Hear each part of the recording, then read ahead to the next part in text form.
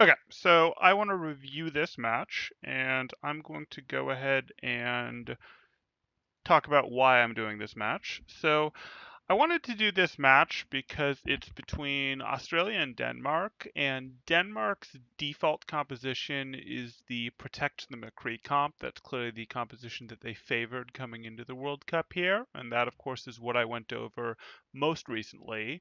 And Australia's most prepared composition was this Pharmacy Sombra dive, and I've done a video on that.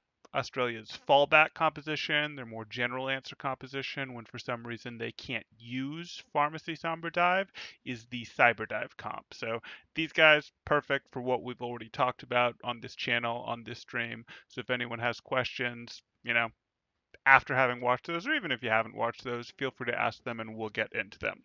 But like I said, we're going to go ahead and go into this match. So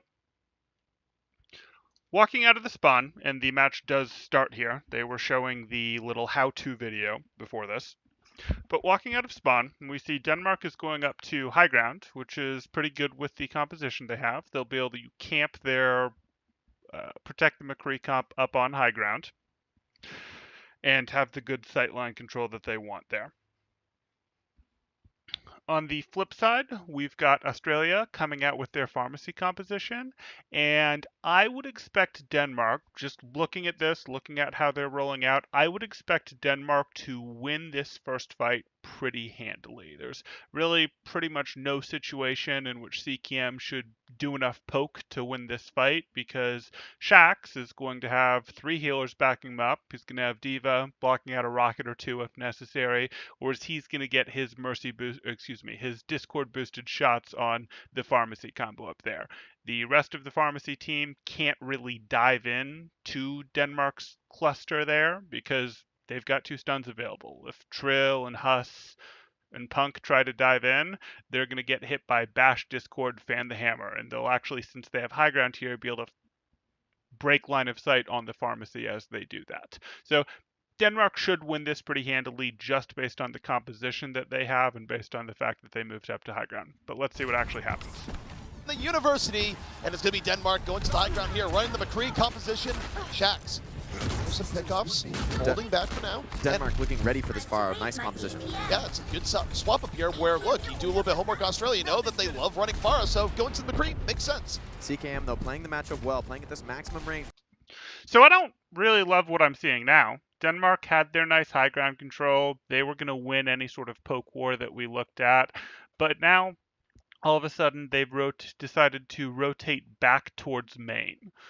It's not the end of the world, but there's really very little reason that they couldn't have, from high ground over here, just stayed there. I mean, I see Huss is chasing them off, but he's still got to be stealthed at this point, so he's not actually chasing them off. They shouldn't even know for sure that he's there. I would have liked them to stay up there at least until the point unlocked. Once the point unlocks, they can just drop Trill down to start to contest the point, have Trill hop back up if he gets pressured too heavily, but really most angles that he would get pressured at would require CKM to come into an angle that Shax can pick him off at. If we run into, for some reason they don't feel they can do that, it would have even still been better to drop from high ground the whole team onto the point and then tuck in Cubby there. They're pretty safe in Cubby, actually, because, again, the fair, not a huge deal to their composition. But let's take a look. McCree has too much damage fall to reliably get... This is a good response by CKM to try and play this angle, but this is a problem. Oh, let's go back a couple seconds there. Oh, come on, Twitch, rewind. Too much damage fall. So this is fine, but then we've got Nerfed just kind of walking forward on the point. We know that CKM is playing this angle right now, and the way that Denmark wants to win this fight is they want to force CKM into a position where if he's going to do any work, he's vulnerable to Discord boosted Shaxx shots. So I don't like that Nerft is coming up so far here. The strength of Denmark's composition is that they play as if they were a death ball into dive comps, and Nerft is breaking that apart by leaving the composition. It looks like he hasn't used his leap cooldown, so he should be able to back out, but there's just no need for him to be up here in the first place. He can be back on their side of the point. He can actually be hugging to the right over here on their side of the point where again, CKM has to come into a bigger angle here. I don't love that Fisher's up here either, but I think Fisher is going up here as a semi-off tank to help try and protect Nerfed, so I understand it, or I think I do. Punk's doing exactly what he should be, contesting the point. Oh, that's disappointing. I don't know why that jumped so far, but that's okay. We'll go right back to it.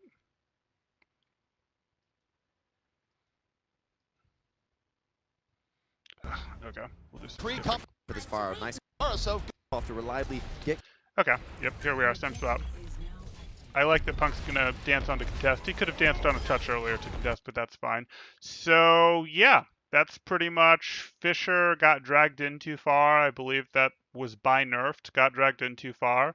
CKM hits a nice rocket or two there, and then Trill is a fantastic Winston. I think his claim to fame is really his ability to hit those follow-up leaps to finish weekend targets. I don't know if it's an extra level of faith in his teammates that they're going to hit the shots he expects them to. I don't know if he just has those perfect reactions, but Trill is one of the best Winstons I've seen when it comes to confirming kills or taking dives to confirm kills based on poke damage from his teammates. So he goes in on a Briggs, not your favorite target to jump on as Winston, but he has the faith that that's going to be there and he makes that kill happen. And once that happens, they can win this comp. Or they can win this battle, Australia. Yeah, they've got 2 picks. They should get first cap here. So they keep their men alive, they take down the other team, and now they're maybe able to just easily take the point. Australia taking that first mid capture and running this Ana and Mercy setup allows Trill to get so aggressive, jumps out and is fully healed in just one. Okay, so this would usually be weird, right? We have Pharmacy playing back rather than pushing up a bit to exert that heavier toll on a team having to push up through that no man's land to the point. In most compositions, you would expect your fair to push up and farm in those rockets, and then as they start to get closer, just use her concussive blast to get back to about where she is now. But you'd expect her to soften up the other team on the way in, finish farming out that barrage. I think the reason that CKM is choosing to play back here is because, hopefully, they've realized what a good counter comp Denmark has, and even though Australia is playing a poke dive comp, Denmark does have better poke than them. So I think that's why he's choosing not to do so. I actually think it's a mistake, though, based on where his ult charge is. Since he's got this 80% ult charge, if he decided instead to go up there and farm that barrage, he'd easily have that barrage before they got there, and then he'd just be able to do a barrage play. He'd have softened up some of their resources. He'd probably be able to get a second or so of Matrix out of D.Va before they got in. They'd have to be really disciplined not to do that because most divas at this level, we're not talking very top of contenders. We're not talking Overwatch League. Most divas at this level are going to reactively eat a couple fair rockets, even if they shouldn't. And I don't think that Danny should in this situation, because if CKM is up there, farms a couple rockets, they can then do their own barrage play with Punk matrixing for Danny and win a doorway here. And that the team can, of course, dive during the barrage, send everyone in there. That should work out just fine as long as they've gotten even a little bit of matrix out of Denmark's D.Va first here. So I'd have preferred him to be forward. I think he's back, though, because he's not thinking about the barrage play. Maybe he doesn't realize quite how close he is on barrage there. And since he's not thinking about the barrage play, he's decided they've got the better poke. I can't play up there, and that's fine. If he's not close on ult, this is the right place for him to be playing. Second, so great usage of this double main healer setup for Australia. They have a lot of resources to feed these tanks. Denmark clumped up relatively properly. Using this defensive far position, where once you get the point, you don't have to overextend. You can sit back here and make Denmark come to you. It's on Denmark. Okay, let's look at this again. So this one's not as bad. I still just don't think that Nerfed needs to be this deep on the point, but they're not as deep this time, so this could work out for them. I'd really be just fine with their tanks just barely touching the point and dancing on and off. They want to apply some pressure to the point to force CCAM to take shots on them, but I'd prefer they apply that pressure just barely on the point and actually a little to the right over here, just barely on the point, so CCAM has to come deeper out of cover. Gonna swap over to Mercy. Maybe that damage boost on the McCree can make the difference at these long range. Okay, so we've got Australia making a play in the back here. Trill's diving in. We've got Huss back there, so they clearly see a pick that they think they can force. And Punk is going in. I'm assuming Punk is going in either to follow up on that dive with them, because they've called it, in which case I expect CCAM to pretty much immediately re-peek and help, or Punk is just trying to manipulate vision, pull some of Denmark's attention forward so that these two can sneakily finish off the kill that they think they have there. Either of those is perfectly reasonable. I don't like how spread Denmark is, though. If I'm reading this correctly, it looks like their Zenyatta is alone in left room. That's really not great. Unless they know where Sombra is, that's too easy for a little chip damage to come in from CCAM, just a little splash damage, or perhaps Trill to show up from behind, and then for all Denmark knows, Sombra's over in here with Zen. I don't like that they've kind of split their Zen off from the rest of their team there. I also think in this composition, you want your Zen and your McCree to frequently be using the same sight lines, again playing as that death ball, so that you can make sure your Discord is constantly on a target that your McCree can be shooting, because one of the big strengths of this comp is discorded McCree headshots. But let's see what happens. CKM taking a few shots, force the back off the angle, but Huss gets in. So they got Shax, and that's huge. But Punk, it looks like, may lose his mech over that. We'll see if we can get him back up with a quick nade. But they got Shax, and they can win this fight if Shax goes down and they don't get the counter kill. Takes down Shax. Aggressive play from Australia. Looks to be working. Even with the counter... Oh, okay, they got 2 counter kills. I was going to say, even with a single counter kill, I wouldn't be super high on Denmark winning the fight without their McCree. McCree is... I call this comp Protect the McCree. I've heard other people refer to the comp as hero in this slot MVP, so McCree MVP in this situation, and it really is important that your carry hero in this situation, the one that's getting 3 supports effectively dedicated to them, stays alive. And that him going down is huge, but it looks like we lost, what did we lose 2.5 players here. We lost Trill, Huss, and Punk's mech. So they should be able to turn this like this, especially because they have Kelix on Mercy. I really don't like Kelix on Mercy here. I think that this comp runs better with Lucio because Lucio enables more different ways to win. The benefit to Mercy Zen is that McCree's damage boost is stupid good. You discord and damage boost a McCree headshot, and you can, in fact, one-shot a squishy, which that is a big deal, yes. But if you drop the Mercy for a Lucio, instead of just winning through good headshot or good, mid-range control, you also have the ability to punish even slightly over extended tanks. You can speed boost to run right into them, use one of your 2 stuns on them, discord, fan the hammer, regular focus fire, melts that tank if they overextended even slightly trying to control the point or trying to set up a dive on you, etc. So I really do prefer the Lucio. But I think Kelix's comfort pick in general is Mercy, so I'm not shocked to see Denmark choosing to run the Mercy here. This is more of what we saw yesterday, but Denmark strikes back. And of course, the other benefit of running Mercy is if you lose your most important person, you can bring him back up. And you actually have decent cover for doing so with the D.Va and the Brick. We want to do this right now. We're going to let this one go. A little bit of miscoordination there. So let's think about how these 2 teams need to win this fight. So Denmark just won that out, and when we look at this, we see Australia's going to come back with EMP. They will have that before the next fight. That's not a big deal. They have both support ults. They can get Primal during a nano if they want to do that quite easily. And they have Barrage. So Australia's got a pretty decent war chest here. Whereas over here for Denmark, let's take a look. Brigzolt, too far away. Valk, too far away. Trans, if he gets a quick volley in or something. No, those three just died. He'll be close on trans. A shot or two will get him trans, so if they're interested in farming that for him, he can have that before the fight really breaks out.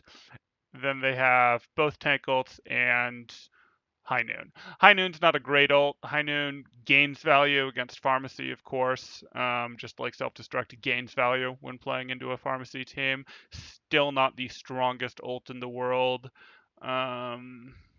You can combo your two tank ults to probably force a kill on a Kraken. Might be able to get a Kraken +1 by comboing them. Self-destruct, though, again, against a pharmacy comp gains value, so you might just end up throwing it if they position too high. We'll see what happens there. But Australia, how do they want to win this fight? They probably want to come in and make a. Really, what I'd like to see them do is get off the pharmacy, because I just think you're playing uphill to do that. But if they're not willing to, and I'd just swap over to Genji. Genji would be the right answer here. I can see why they'd not be willing to do it, though, because if you go Genji, you're also going to want to go Lucio, so it's reasonable to come back one more time and try to use these two ults in a play. But I'd want to use Barrage and Valk in this next fight, because I want to get off this comp as soon as possible. So you'd want to try to get a Barrage playoff, a Matrix Barrage playoff. Valk is absolutely available to finish up the fight if ults are used to answer you and you end up in a relatively even fight. High Noon's not an issue if you can get your Pharah into a place to do the Barrage play. Yeah, Australia's going to want to path up and then basically commit to a dive, including the Pharah committing to that dive with, committing to that dive with Concussive Blast and knowing that that's okay because she's going to get the full 2 seconds of Matrix from Punk, and Trill's going to be on his own to get off his barrage play on top of Denmark. And Denmark should be clumped. This comp likes to clump, so unless they're specifically going, no, we're worried about the barrage or we're worried about the MP, they should be clumped. Now, if they're going, we're worried about the barrage, the answer to that is probably no, we're not, because we have a diva. We think we can kill them with our super damage boosted stuff. That's not a big deal. So then the question becomes, how are they going to deal with the EMP if that comes in and they stay tight? A good answer would be already have your Brigzold up, but they don't. That's just how the ult economy worked out.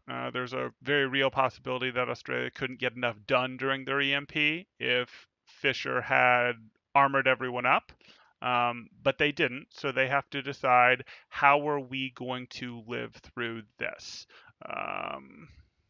Try not to get EMP'd, spy check. Force the fight onto the Merle. I doubt that they've got such a grasp on Australia's alt economy that they know Huss isn't quite there.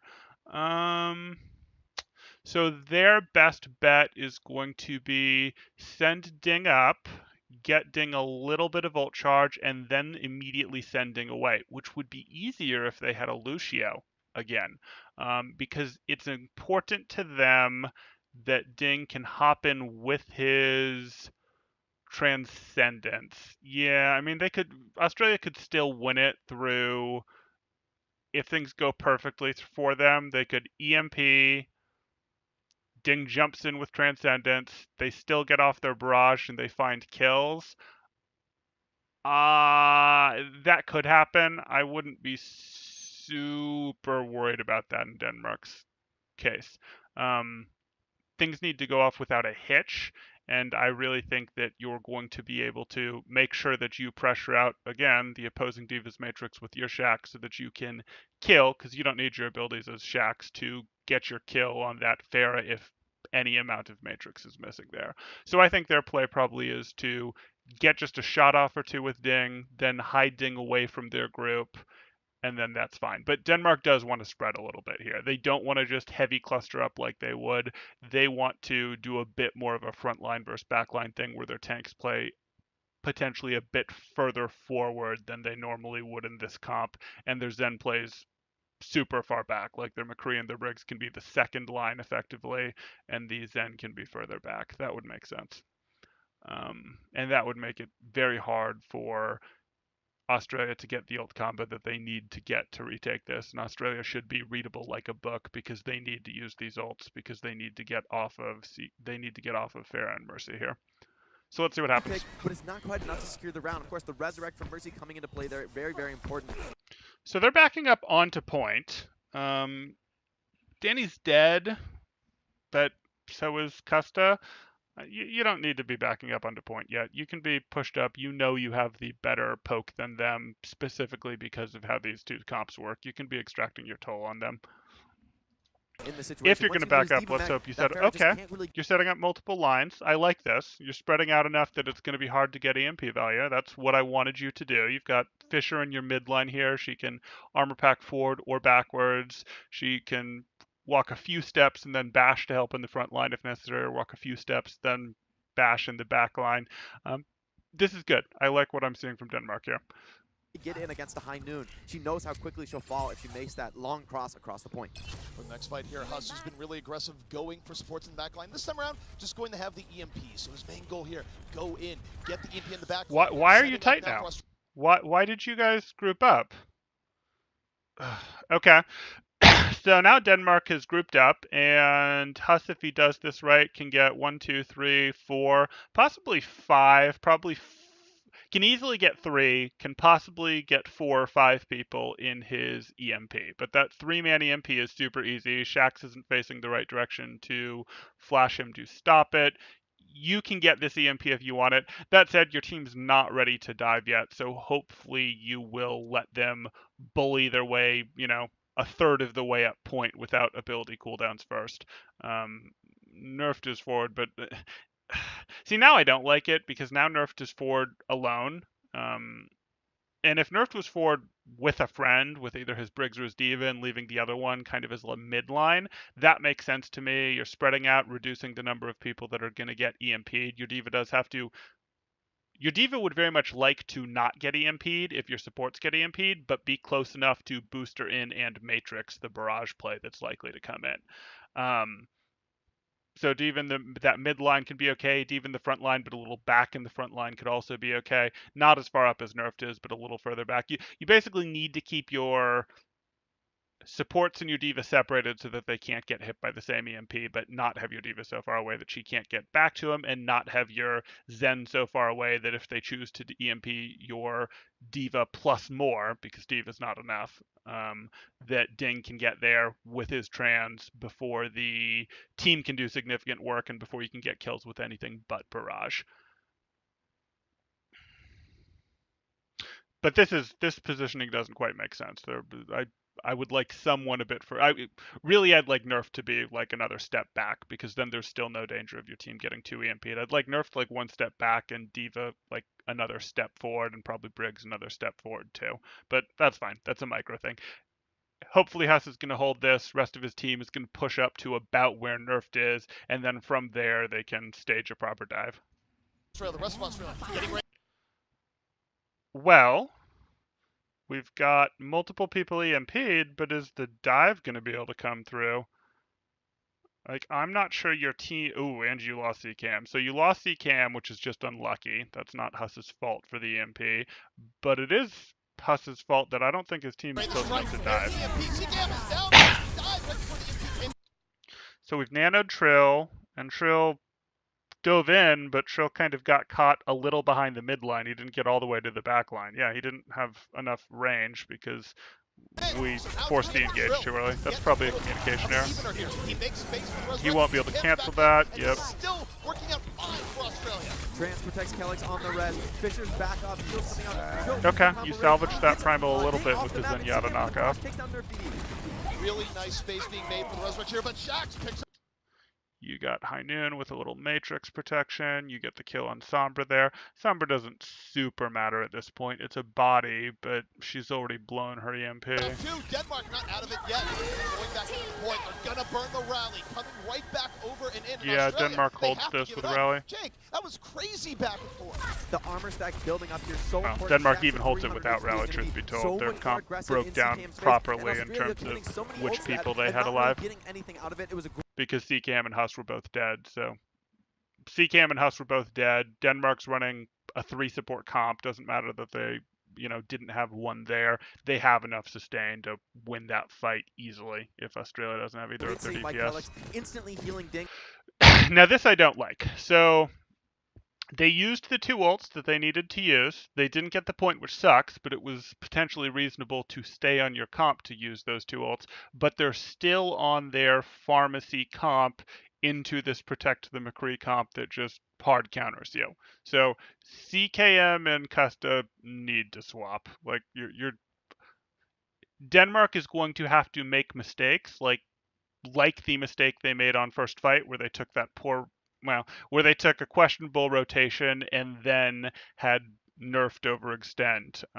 If Denmark doesn't continue making mistakes like that Australia can capitalize in, compositionally Denmark has to win here. And then looking at our ult economy, Valk isn't a tier 1 ult anymore, but Valk is still a solid ult. And then we've got Primal versus Self-Destruct. Nothing else online super quickly. And an extended brawl, these two come.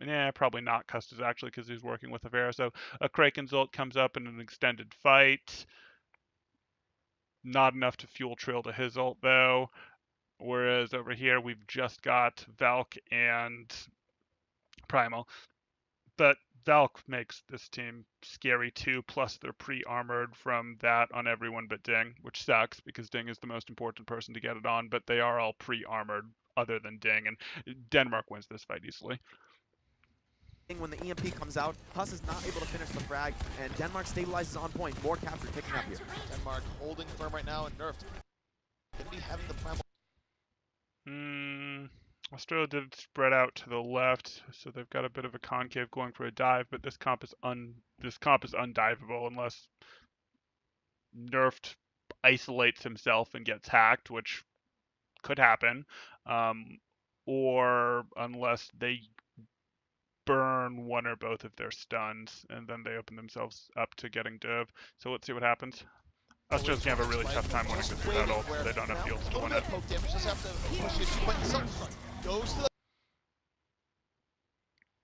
So that's big. That's like almost the best payoff you possibly could have gotten from just having self-destruct, and you get. So usually I'd say if Denmark was running this comp the way I'd like it, killing the McCree would be the single most important thing you could do, and now you have a very real to good chance of winning this fight. But Calyx has popped Valkyrie, and I think Fisher's going to be able to cover the res for him between his increased health regen and Valk and Fisher being near him. He can probably get that res off. So the question is, while he's getting that res off, can Australia make something else happen on someone else like Danny? We'll see. I don't think they can stop that res. Trill's here, but I don't think you'll get enough elsewhere. So punishing Danny would try. I don't think you can demech Danny in time, but can you get enough of a health lead to try to brawl out that fight there? I still expect Denmark to win this. Even though that self-destruct got great value. Yeah, that's over. Once again, you see the trend of Winston's making space for the resurrection, and that's how Denmark's able to stay in control. Nerf found the kill on a Kraken. Any window that Australia could have had back in was over at that point. Okay, so now we're close to Barrage and Valk again, but you don't have time to farm them, you just have to straight go to point. I'd like you to be on a faster comp. I really would like you to be on a faster comp. So, they're taking this fight.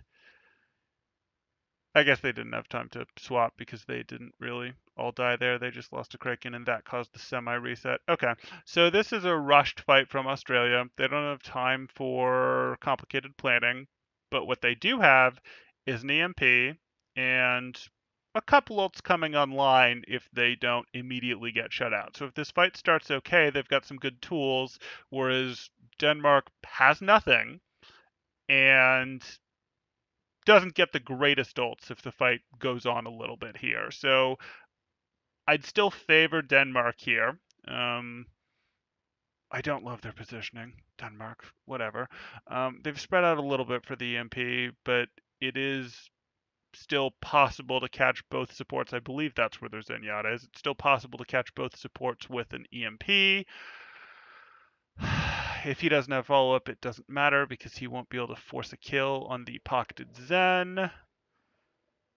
So basically, and he needs to also be the one to touch. Yeah, that just sucks for Huss. He's going to have to use the EMP, get nothing for it, basically, but hopefully forcing Kellex to pocket Zenyatta is enough to let the rest of his team get in.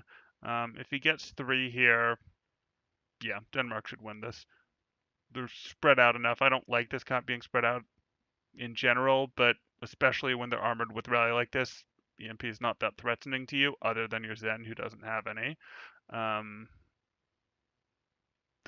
Yeah, they win. Actually, I'm going to withdraw that. They're spread out properly for an EMP, and they've given me the front line, mid line, back line that I like when you're worried about EMP with this comp. The rest of the time, you should ball up tight. Yeah, Australia's going to lose. As it takes a 99%, 14 Denmark. Huss gonna drop the EMP, Australia. Oh, Sean Punk closer than I thought. Shax almost gets I misread the silhouette. Doesn't get it. Turret.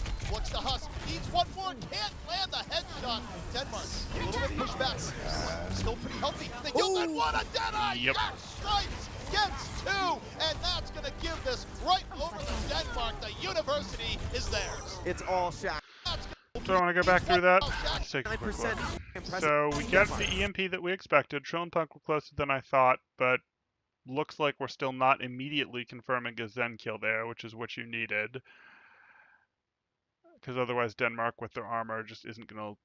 You won't have built enough of an advantage during the EMP. Huss gonna drop the EMP. Shax is on the pharmacy, which is cool, but Shax is not getting the pocket he usually gets when attacking the pharmacy because his tanks have forced them away, so Shax doesn't get his pocket. So if CCAM took this dual CCAM, might actually be able to do it, but CCAM is focused on the focus fire, so that's not like bad from CCAM necessarily. Generally, you want to be on the team's focus target. It's just CCAM, can't get value in that tunnel there. Okay, that's fair. Australia, everything on the line here. Meanwhile, Shax almost gets Costa one shot away. Doesn't get it. Doesn't kill him during the flash, but it looks like that health pack is not hacked. At this level of play, Shax is a good enough player that I would not expect that health pack to regen in time, even if it was hacked, so it probably doesn't matter. What's the Huss? Needs one more. Okay, well, maybe Shax isn't a good enough player for it to not matter. That's fine. He's got his pocket back, though. He's got his Briggs and his Winston. They should just force their way through here, and he'll be protected during his high noon by those two. Yeah. Can't do anything with your nano because of high noon zoning you for the latter part of it. Oh, you even got transcendence protection during your high noon. Yeah, okay. Right over to Denmark, the university is theirs. It's all Shax in the kill feed. What great plays from McCree.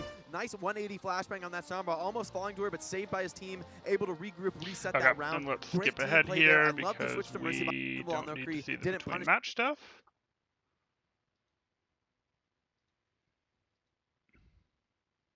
was that on City Center, a lot of teams favored a more aggressive triple DPS composition. Okay. Setups that we haven't seen for a let's long take a time look in at Overwatch. this. I'm not going to pause it until they come out the door because I want to see if these are You're going to have a little bit comps. better survivability against the Genji, against the Winston, I expect able Kellex to run to out of those swap situations and because drop a it's heal Kellex. station. He's probably And on just top of that, speed he's boosting got his Fisher and Kellex to protect him. So Oh, Kellex is making a liar out of me.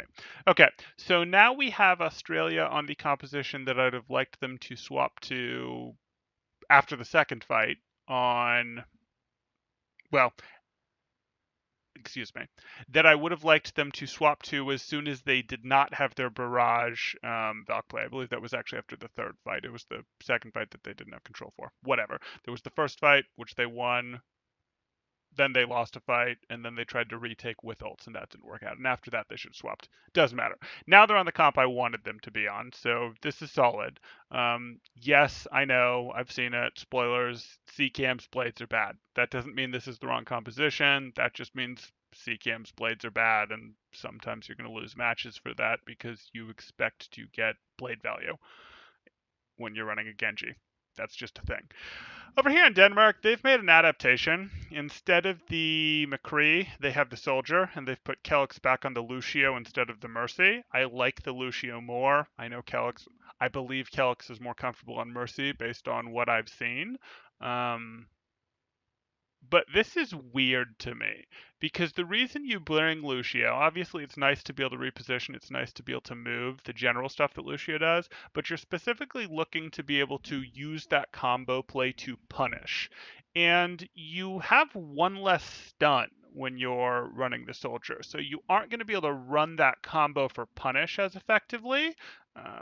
Yeah, you're not going to be able to punish tanks as effectively that get slightly out of position. You're not going to be able to aggress that combo the same way. And also, instead of that stun, you've got the health station, which does make it a lot of healing going out if you try to dive them when they are clumped there. But I still think that is easier to dive into than the double stun. I don't like the soldier in this spot. I really do prefer the McCree.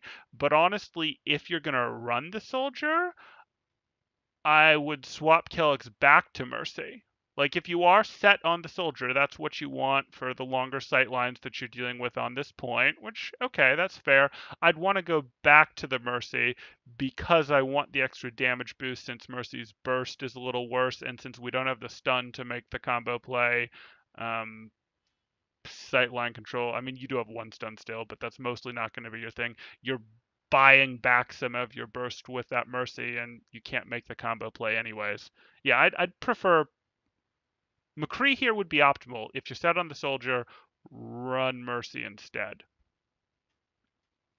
In terms of how these two match up, because it doesn't have the stun play, I think this is in better shape. This this setup is playable into the Protect the McCree comp. It's playable. Like it's a tough matchup for both of them, I'd say. The Protect the McCree comp is an anti-dive comp, and this is a dive comp, no question there. But it's got some pretty good tools regardless. Its ability to run a super strong ult game is nice, and because on this comp, I think this has a better matchup now. I'd actually favor Australia's comp here because, yeah, I would favor Australia's comp here. And the reason for that is it's harder to poke this comp when it has the McCree because it's more bursty than it is to poke it when it has the soldier. And because this comp can poke and doesn't have to strictly take engagements the same way, it can poke more easily for ult advantage and win with the stronger ults it has if it needs to. That's just an extra tool on the table for it. It's also more diveable, like I mentioned. The heal station doesn't help if a Kraken hits a fat nade, and Flash helps a lot more in that situation. Yeah, Australia should be set up to win this, actually. Not like super handily, but Australia's comp is better here. So Soldier's going to be able to get a lot of value with these long ranges, but I do like CKM's decision not to play the Fire. The Soldier would have really torn him apart on this map. Yeah, Soldier's definitely been in vogue here on City Center.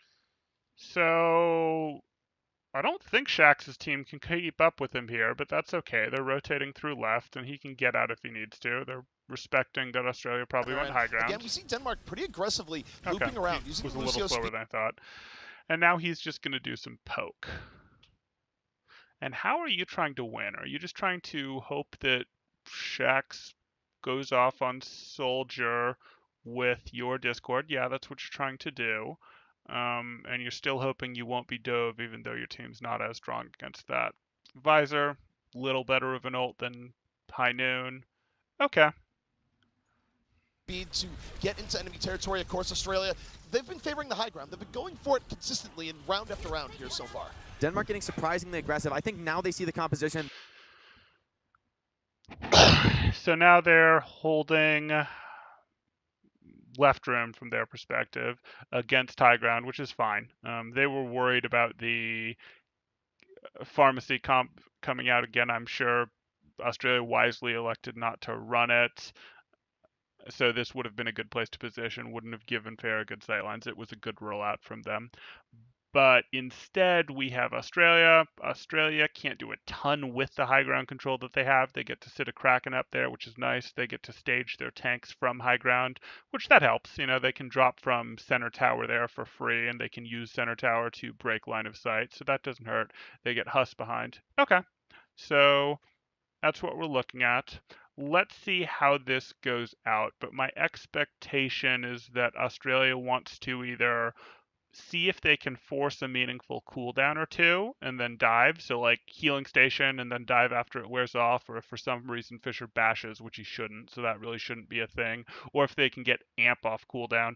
If you can get amp or healing station on cooldown, that's probably going to signal a dive from Australia. But if I'm Australia, I'm happy to run farm loops until then, because Shax is the one who his poke isn't as lethal as the McCree's would have been when he's on Soldier, so you're less worried about them just getting a pick off and winning the fight. And him charging Tact Visor just isn't as meaningful as you charging Nano Blade or EMP. And obviously, if a Kraken can sneak in a nade, which there's zero reason for him to not to try almost on cooldown, if he gets a nade off, that'll signal a dive as well. So Australia, I like Australia's chances here. They know that it's on them to just survive the dive. They don't need to initiate here. They have the Soldier 76. They have this Zenyatta. They will have a damage advantage if this fight goes long. So now you're forcing your way into point. You're supposed to create point pressure with this comp against a dive team. That's appropriate, but they should just drop one of their tanks on the other side of this tower here for a bit, and then when you try and circle on them, pop back up. And as you're constantly rotating to do that, you're going to open yourself up for ult farm opportunities, nade opportunities, etc. So it's really just on this Soldier 76 to stay alive, get as much value as he can. And Denmark with a ton of point progress. Australia forced to drop just... What do you see, Trill? Oh, dang. Okay. So I don't see... So hard to do the spectator UI sometimes. So it looks like we've got Trill and Huss think that they can get a kill on Ding. I'm going to rewind because I want to see if there was an And the anti-net. commitment from Trill finds Ding. That's a crucial... Come on. With a ton of point progress. Australia forced to drop... No, I don't see evidence of an anti-nade, so you're just diving because Huss got enough damage that you believe you can finish it. I don't love this. I think Huss unstealthing to farm and then backing out is fine. I think Huss running farm loops here is actually okay, because you're just not too worried about this team's ability to engage on you. Yes, they have the Lucio, but they don't have the second stun, so it doesn't super bother you that they know your Sombra's out of the fight for a few seconds when she translocates. So I think him farming ult was fine. I like Trill in general, his ability to finish kills. That's what I think he's great at. I just don't think that that's the strategy here. I expect he'll get this kill on Ding because that's what he does. I just don't think it helps enough. I think that Denmark, like they did on the last map, has a very reasonable chance of finding counter kills here. Just to contest, and the commitment... So you do get your kill on Ding, but now you're fighting in a hallway where Soldier got to drop his heal station, and it should get a stupid amount of value. Trill finds Ding. That's a crucial first pick. Trill just leaps on in, gets Ding, and more importantly, he still lives to tell the tale. CKM in so trouble, low, but he's okay. And okay. Yeah. Well, if Australia's able to properly reset here, now that they got the kill, they win because they dive again. Yeah, okay. Up. Shax, good for Australia. Able to finish him off, and if you don't finish off these pickoffs, it gets real grim real fast. Again, Trill, super low right now, gets healed back up. Did they just not fully reset enough? Or did... CKM down. Let's rewind healed here. up. Shax, unable. Lucio's in there. You dropped Y? You have to have been on high ground before. There's no way you were low ground to start a Kraken. No, you didn't fully reset. Your Winston never really got out, so you never got your proper reset. So CCAM was retreating. A Kraken had to catch him up, and in doing so, Trill fell behind. Okay, so yeah, these are the counter kills I was worried about. To finish him off, and if you don't finish off these pickoffs, it gets real grim real fast. Again, Trill super low right Trill now. Gets out, Gets but healed they back lose up. CKM. Down. Denmark starting to fight this back a bit. Trill having to retreat, and now we'll see what Jackson do. He hasn't had the most opportunity here so far. And you look to Australia, what they're building up. What do you see here? But a Sombra about to drop the And EMP, now we're gonna have a pause. he got Pauses can be interesting. They let both teams really spend a minute figuring out, okay, exactly what ults are available, exactly where is everyone at this moment, because we're going to be, you don't usually get to plan fights in the middle of fights. You plan fights between fights, and now you get to plan fights with exact information of where people are and where people will be when the unpause happens, as opposed to you plan with, you use your scouting, but other than on your dive target in a Sombra comp, you don't have perfect scouting for everyone except when a pause happens. So they got a pause. Denmark's got a little more spread than I'd like them to be in their comp. Danny's demacked. Other than that, okay. another pause. Another pause. Does this pause Time for these last? teams to think That's about a long how they want pause, to so I take don't this want to make you engagement. guys Tension wait is through absolutely that. building So here. let's jump. Like to play some traffic. It's right Oh, thank you. away here. For not being accurate on the All right, timing. well, we're going to be getting right back in the game. Here, Okay, the this is action within 5 underway seconds. here. Okay, so we unpause immediately, and they didn't cut to it before unpausing, which is unfortunate, but that's okay. So we just missed about a second of gameplay there. Huss is there. Huss could get an EMP on... Who is that second person? So Fisher. So Hux could get an EMP on at least 2 right here, probably more. And it would lock in the fight. It's probably worth doing. Once more, and Huss does. And he does. The EMP built up, drops the EMP immediately, and you see they go for the tanks right away here, looking for the pickup on the nerf. They get it. Meanwhile, Trill says, you know what? I'd like to play some traffic. It's a pretty good idea. Knocks Soldier over. Wait, really? Wow. RNG cars. Okay, fine. So Shax should be dead. If this was a normal map with terrain issues, Shax would be dead, but these cars are RNG in terms of exactly when they're passing by. So he gets out. He has legs. Yeah. Denmark did pop sound barrier, but did they just pop sound barrier? Because if so, that's they get a it bad immediately. idea. And you see they go for the tanks right away here, looking for the pickup on the nerf. Yeah, Calix, this is a mistake because he's already lost nerfed.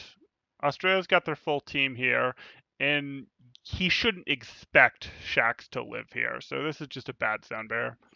They get it. Meanwhile, Trill says, you know what? I'd like to play some traffic. It's a pretty good idea. Knocks Soldier over and in. He's able to get out of it, but this is an advantage here to Australia. They're keeping control of the point. Gets a juggle on the other side. And Trill, again, showing us some pretty nice tank play here so far. Australia taking the first fight here, but just as I was saying before, it cost them 5 ultimates. CKM's Blade is the only thing they're coming up on. A late pick on Fisher is going to buy them a little bit of breathing room, give Huss a chance to build another EMP, but wow, as I said, that's incredibly impressive. Dropping the EMP that... So now looking into this, Denmark gets to re-engage. Pretty nice ult bank here. If they had that sound barrier back, this next fight would be much easier to win. But they still do have the tools to win it because Cuss to sound barrier 2, Trill primaled last fight, Punk had to self-destruct for Remac, which means they'd like to nanoblade. And everyone has ults that's not a support on Denmark's side, so it would be really nice for Trill or Punk to just farm up a quick nano for a Kraken, go take some shots at Choke. That would be helpful because then it's going to let you have Nanoblade, and the one thing that these guys don't have is support ult, so you can potentially win. Fisher could pop Rally with speed, have a pretty decent chance of getting that bash off. But, excuse me. Nanoblade Genjis do okay into bashes. They do. If the focus fire isn't fantastic, and it could be in this comp, because this comp balls tightly, then Nano Blade and Genji's usually survive a bash, but in this comp he could potentially go down. That said, Nanoblade should get support from his team. His team dives with him. Punk flashes a tick of Matrix on him. He's probably fine, and Danny, of course, can't protect against Blade with Matrix. So if they can get Nano up before Denmark's able to initiate onto them or get their ults going, I like Australia's chances here. Denmark is going to have to be creative to win this, or yeah, Denmark has to be creative to win this, or Australia needs to mess up, and not getting a Kraken his ult in time would be messing up. Okay.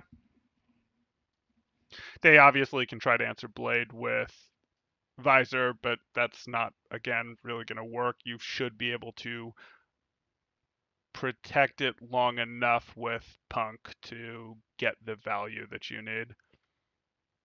Yeah, if you try and Visor that early in a fight to answer Blade, the Diva and the Winston bubble should get enough done to make that a non-factor.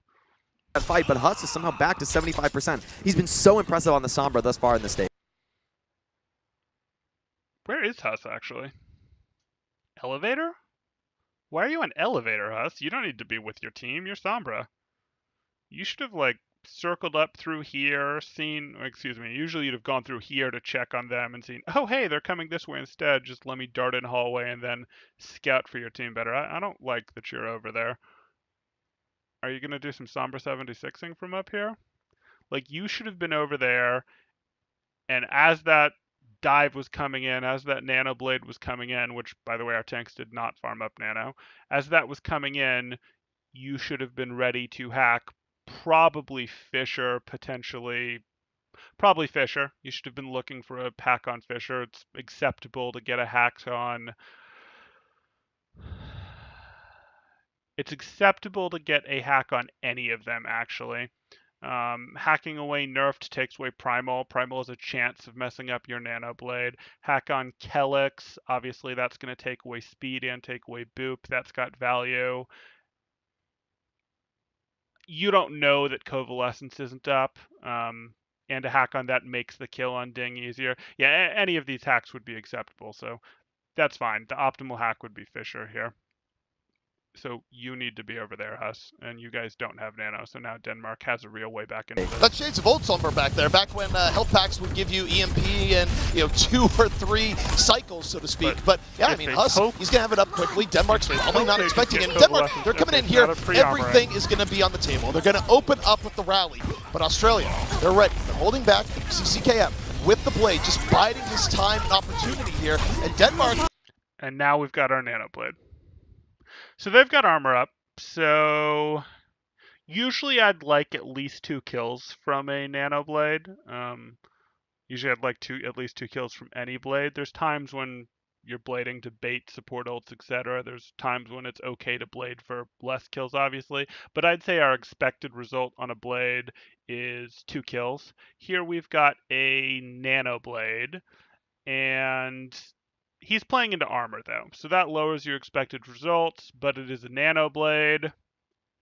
I think it's fair to say I still want 2 kills out of this, assuming his team gives him any support. Obviously, how much value you get out of Blades is not strictly dependent on your Genji.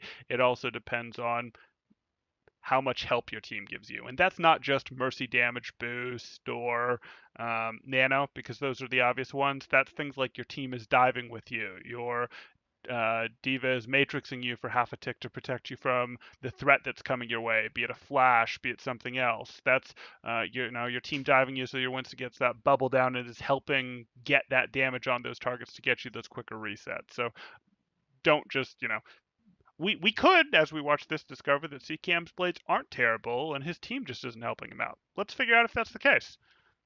Let's show the ready. Here comes a Nano Blade. CKM. So his team is here with him.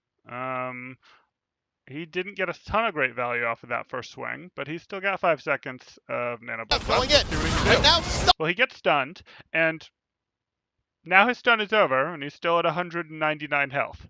So as you can see, well, we'll see if his stun's over. Okay, we'll say now his stun is over, and he's at 172 health. Just a little more evidence to back up my claim earlier of Nanoblade and Genji's usually aren't in a ton of trouble when they get stunned by Briggs. It's not enough of an answer. It's a pretty good answer against regular Blade, but unless your team has great focus fire, it's often not enough of an answer against Nanoblades. But it has taken some more of his time off, so he's probably going to have to settle here with a couple swings on Danny, and that's not going to be a great outcome. But can't get to where he needs to get There's to. the A diva on one side of Gian, the other. CK. So now we're not happy. I would say that's on him. I didn't like his first dash slash there, and his team was definitely with him there doing damage, helping during his blade. So that's not your expected result for a nano blade. That said, Denmark has used 4 ults at this point. No one's dead yet, but they're still getting value from half of their Briggs ult and from their entire Moira ult that literally just started going off here. So, and they have a pretty significant health lead on Australia here. And Australia should have won this fight. They should have 2 kills from their Nanoblade. They don't. They got a lot of ults in return. That's nice. If a Kraken goes down, this flips. If a Kraken can get healed up a little, then maybe you invest EMP and try to win this fight again. You're not going to have anything great with your EMP though, because you've used all of your ults. Often EMP plus speed boost is enough to win a fight. I like EMP plus speed boost into dive teams. I think that's really good. I think you usually don't need to combo it as long as you have amped speed available when your dive team uses EMP against another dive team. Little different against a Death Ball or Goats team or whatever. Against them, I do like to combo EMP and self-destruct, but we'll see. If a Kraken can get healed up, we can potentially EMP. If not, I'd prefer that they just hold the EMP and stall this out, because you're probably going to lose the fight. They're going to get too much value if a Kraken goes down out of their... A missed dash, cost CKM the blade, and the aimbot from Shag kicking down absolutely everyone, forces the tank to chase him down. Whoa! And you got... Oh, your self-destruct, okay, was going off, my bad, so I was counting that already. So you've spent literally 5 ults. You've traded 2 for 2. Australia spent 2 ults. It's not a terrible outcome for Australia. That said, with the ults that were available, and Australia just having a stronger maximum ult vault, Australia should have been able to win this fight. Instead, we're both down 2. But we're down our Ana and our Sombra that has an ult over here on Australia, whereas we're down our big damage source and our main tank. Main tank loses some value in that much of what a main tank brings is initiation. The fight's already started. That hurts less at this point. That hurts less at this point in the fight compared to being down your main healer. You have divers up, not strong healing. You have a pretty solid anti-diver. You still have armor on 2 of them, but she's in baby mech form. I favor Denmark with what's left, but I have to see the positioning a little bit better. It's close. They do get the kill eventually, but that pulls them so far out of position. Denmark with a ton of control on the point, but it's Drill fighting back close to the second pommel rage of the round. But Danny finding the picks. This is crucial. The stun on the Drill. I want to go commit the pommel rage. Second pulls them so far out of position. Denmark with Drill's going in with full health. a ton of control. He's getting a little bit of clearance there. He's working Briggs. Briggs is his target of choice. CKM has no health. Oh, right, it wasn't a baby diva. My mistake. That self-destruct had just gone off. Being a bit of bonehead. My apologies. So this is a mistake then. Custa is sound burying to try and save CKM here, I imagine. But as we see, CKM dies. So now he's sound burying 3 people against 4. Best that was going to be is he was sound burying 4 people against 4. When they didn't have when they still had 3 supports up. I just don't see how you were going to find enough value during your sound barrier, do enough unhealed damage during your sound barrier to make that ult worth using. And sound barrier is too important of an ult to just use for stall purposes. If you're using primal or self-destruct for stalling point percentage, I can live with that. Sound barrier is too good to be using for that. You should hold that for retake. So yeah, Cuss is gonna sound barrier. CCAM won't get the sound barrier. I think they lose even if he does. This is over. But it's Trill fighting back, close to the second primal rage of the round. But Danny finding the picks. This is crucial. The stun on the Trill. I want to go commit the primal rage here. This fight is looking really good for Denmark. It's looking good for Denmark, but I think what Australia's looking for here is delay. That's why Trill is immediately going to use the primal. Here's the primal rage. Hoping to print. Oh boy, Bermuda going, you know what, I really don't want to go into traffic right now. Trill making time, making space. Australia in control all the while, so even though they might be about to drop the point, they're about to be at 90%. Certainly, I mean, I said it costs a lot to pay ultimates to win a fight, but if you can get to 99, it's almost... I don't think you need to get to 99 on this map. The spawn is far enough away that anything over 85 was probably good enough, and I would have preferred for him to get out with that last leap and get a Kraken as healing, because he could pretty quickly get a sightline on a Kraken, so I don't think he was in real danger of dying as long as he could get a leap through one of those doorways there, because this isn't a super mobile comp. I know it looks divey, but it's not the most mobile comp. But that's okay. So they're up to 94%. They have EMP for the retake. On the other side, we have sound barrier, but it won't be up before the retake opportunity unless Australia kills too much time with their setup.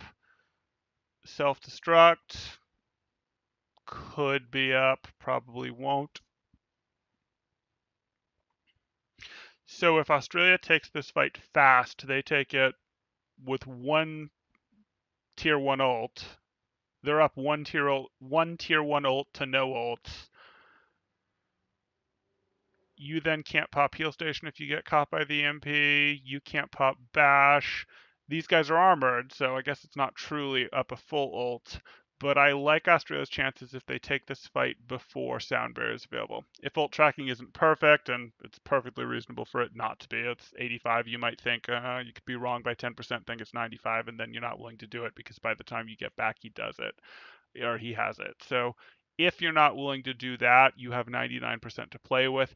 Totally reasonable to go back into what we talked about at the beginning of the map because the comps haven't changed, and just circle around them, run farm loops, let Huss, go ahead and sneak in here for quick hacks on D.Va or generally quick hacks on D.Va, but quick hacks on Fisher are okay too, just to help Genji farm, take away that matrix for a bit, give him fat targets to shoot at, and obviously a hack on D.Va also gives you a good chance of landing a nade, and then you're willing to dive off a nade, otherwise you're just running farm on them. You're letting your Genji farm without actually committing to the fight because you have plenty of percentage to play with, and you're not super worried about getting picked off by this comp. Because now they have no damage boosts. I lied, there was a swap. Ding is no longer on Zenyatta, he's on Moira, which means the only value he's bringing is healing. If you hit an anti-nade, this comp is just dead, and their soldier isn't getting any help at range. He's only getting help from Briggs if you get Dove. So yeah, just literally farm this with shurikens and look for anti-nade opportunities all day. Easy retake.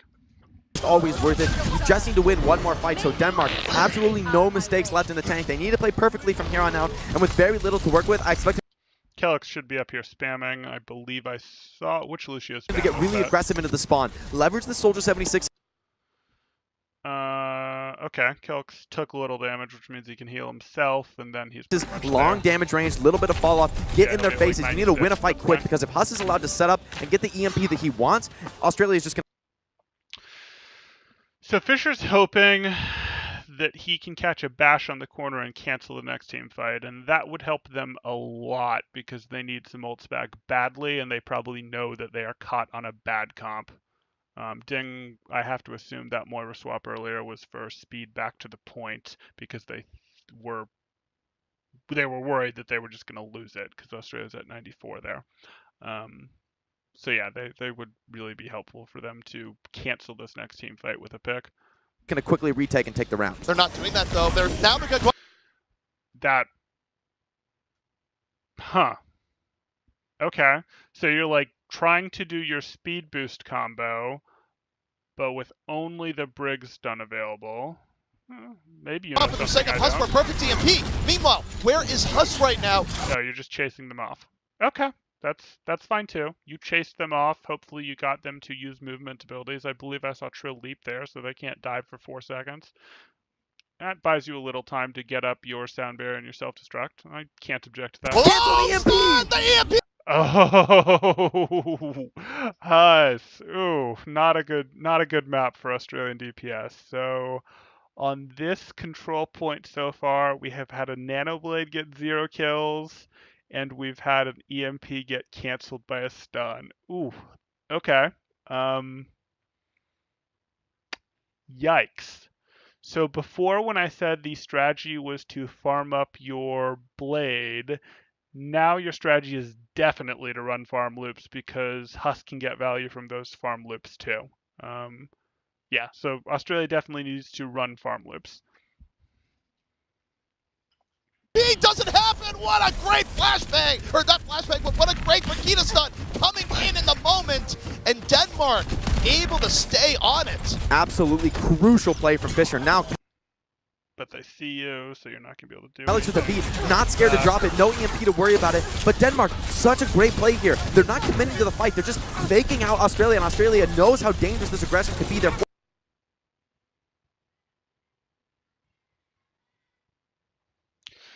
Does Australia need to be coming in through here? If you go into room, they can push you, and Brigstun will get value, and Moira will get too much value. So you don't want to circle through room as a team while they're right here. If they back up to point, you can circle through room. You can try and rotate left, but they're going to counter-rotate on you. You can still probably out-rotate them because you have Huss with the better scouting. The wall to the left is see-through, so they can see how you're rotating, but you can probably still out-rotate them with the slightly better information advantage there, because you get to know exactly where Briggs is from Huss. Yeah, you could out-rotate them. You don't have to be doing this. It's also totally fine to just soft dive this. Just have your tanks dive, let your Winston or Diva force the bash, and know that they're not going to die while Anna pockets them from behind and they can't get on your Anna. Australia's probably respecting this a little more than they need to. Like, they're respecting this as if this is the real comp, and it's not. You can soft dive this and they can't kill you. Yeah, you can soft dive this and they can't really kill you. You just don't want to try to take a long brawl with them while that Moira is up, excuse me, you don't want to take the long brawl with them because of the Moira. Well, a super long brawl is fine, but you probably won't last long.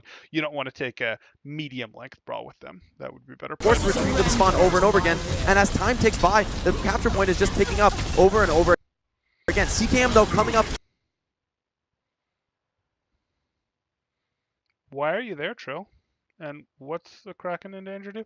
Oh, okay. So a Kraken's got a monkey in her face, his face, whatever we want to do gender-wise there. On another Nano Blade. Hopefully he can get something this time, but Nerf takes down a Kraken. There's no Nano Boost anymore. Kraken out of the fight, and that was a hero play. But now they've got Nanoblade. Unfortunately, sound barrier is up, and that can slow down the Nanoblade quite a bit. Nanoblade can still get a kill through it, but that can slow it down quite a bit. Still, Australia does have the tools to win this.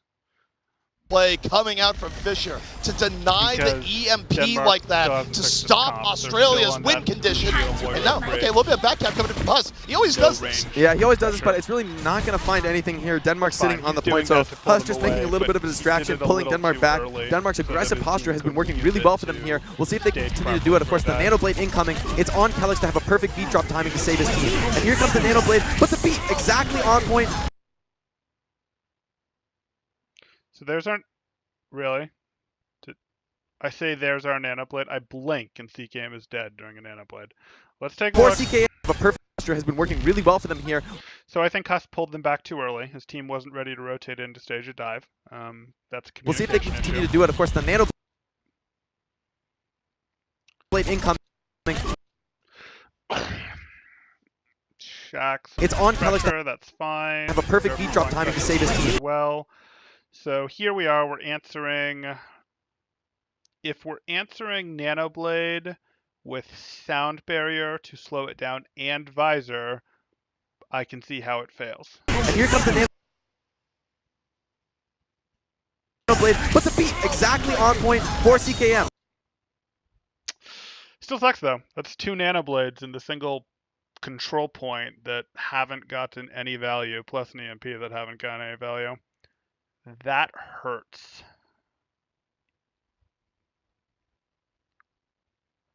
That hurts.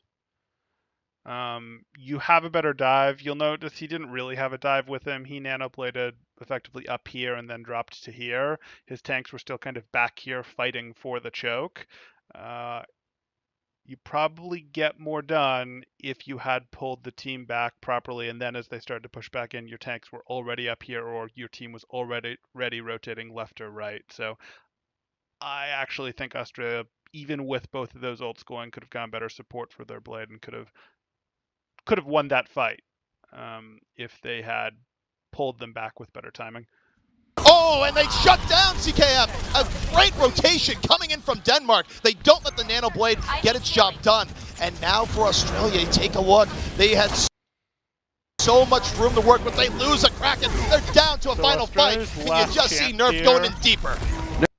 Australia's last chance for retake is going to be to either force 1 to 2 kills by comboing their tank ults, which you can do. This comp isn't super mobile. Winston and Diva are mobile, yes. Soldier's a little more mobile, but like Briggs can't get out if you want to primal her into self-destruct range. No, it's more mobile than I gave it credit for because it's so far from the comp I'm used to seeing the template for. So Fisher is pretty easy to force a kill on. Yes, she has a shield. It doesn't matter. Like you have to shield it just right, and you probably won't while you're being thrown through the air. Maybe I'm not giving Fisher enough credit.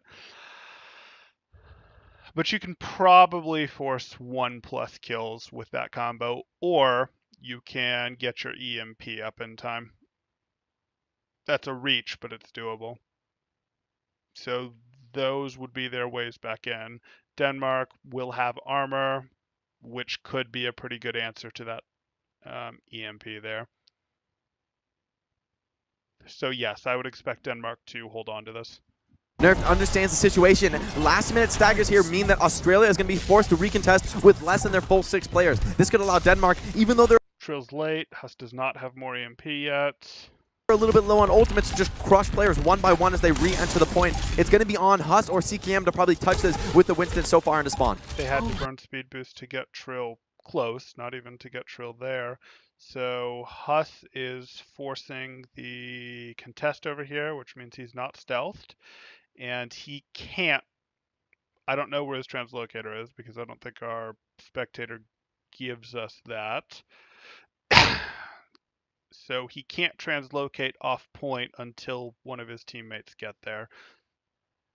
And what we're looking at is our off tank at the front, Genji behind. That at least is decent positioning for what's available in terms of pushing through to retake. But Punk is probably going to have to just near suicide onto the point here because Huss won't be able to. Well, Moira doesn't do a ton of damage. Let's see how long Huss can stick. Final opportunity here for us. Moira does enough damage. Punk has to just jump right onto the point with boosters. Yep. Australia will see what they can. And now we're back to first person. I kind of liked my third person there. That's fine. So Denmark has a health advantage, not an absolutely huge one when we look at everything. From an ult standpoint, that EMP will come up. And the tank ults that we talked about are there. So getting value out of your tank ult combo, they might be tempted to use it to stall, but if you've gotten everyone, if you've gotten everyone here, I'd rather use those aggressively to try to force a kill or two here, because you have ults and they don't, and that's a big deal right now. You do to turn this fight around. Ding, back here on the Poison Moira. So there's your self-destruct. Trill's not quite here to take advantage of it. I think that's just for Australia. We'll see what they can do to turn this fight around. Yeah, it's a remake self-destruct. So you had to do it for remake, and that's fine. Hopefully Trill can just do some aggressive work with his primal unpaired. That's still doable, though hard into triple support here. Ding, back here on the Poison Moira, healing the team up. Self-destruct coming in. Here comes Trill though, trying to knock some people into self-destruct. Doesn't quite do it, but you tried to do exactly what I wanted. It's just you were like, half a second too late because you were coming from spawn. You did force the kill on Shax though, and that is still the important kill in this comp. So that's like the best kill you could have gotten. They don't have the mercy to turn it around like they did on University, and you have EMP. I think Nerfed has extra armor there from the previous rally, but no one else does. Maybe Danny has a little. There's not much extra armor left on the table. You win this with the MP. Okay, Australia turned it around. Good primal. Still able to find Shax. Big disruption coming on in. Getting the bring in a well fight, and you don't want to be in a corner there. Custa delivers a coup de grace, and Australia is getting back into this fight. Better late than never. Australia getting a ton of value out of that primal, separating those targets out from the death ball that makes them much easier to pick off. And now Australia with a man advantage on point, but Ding's Coalescence getting so much value on point. Everyone healed up. Trill takes the nano boost, wants to get another primal rage, but a great boost. Nice peel from Kellex. Still, you have to respect the nanoed Winston. It makes a lot of space for Australia. They're able to re-secure the point even. Now you lose Trill. Fisher came back on Tracer for speed. Okay. Further, still, I must have phased a little. How did we not just clean that now up? Australia with a man advantage on point, but Ding's Coalescence getting so much. You took a lot of damage there, but you now have leap. You're going to go relatively deep with that leap because you're nanoed. But you'll have bubble. Value on point. Everyone healed up. Trill takes it. But you kind of get booped into the wall there. What's this bubble for, Trill? There's nothing offensive that you need to bubble. Like, you could bubble micro missile, and that's not awful, but I just don't think you need to while you're nanoed.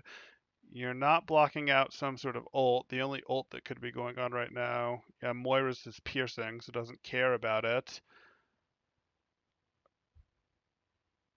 I don't know what you're trying to bubble. Like, you have 467 health, so you're not bubbling to block any specific cooldown. You have 467 nanoed health. Your team doesn't need this bubble to protect them either. You should hold this cooldown. Nano boost wants to get another primal rage, but a great boost. Nice peel from Kellex. Still, you have to respect the. So that nano, I guess, zoned out the soldier. Split their team a little bit, but unless Huss and CCam are going to find a kill back behind where you are right now, I don't think that's enough. Nanoed Winston, it makes a lot of space for Australia. They're able to re-secure. Instead, they just kind of held back there in a group and didn't really have a kill to find. That. Oh, look, and now you're dead, Trill. Kellex. Still, you have to respect the nanoed Winston, it makes a lot. Now you're at 389 health. Now you're at 241. What's hitting you quite so hard? You're not discorded. You're not purpled. Is this just Tesla plus Moira Bloom plus Soldier? I guess so. Now would be a good time to bubble. Now you're at lower health and you'd be blocking Soldier shots while you're not nanoed. That sounds like a better deal. For Australia, they're able to re-secure the point. Yeah. Even further, no, Trill! So you lose Trill. They're going to have Primal up next. That's the next ult on the table. Sound Bear's closer for Custa. But Blade... Okay. Blade should still win this. As long as he gets healed up for a Blade, even a lightly supported Blade should still win this.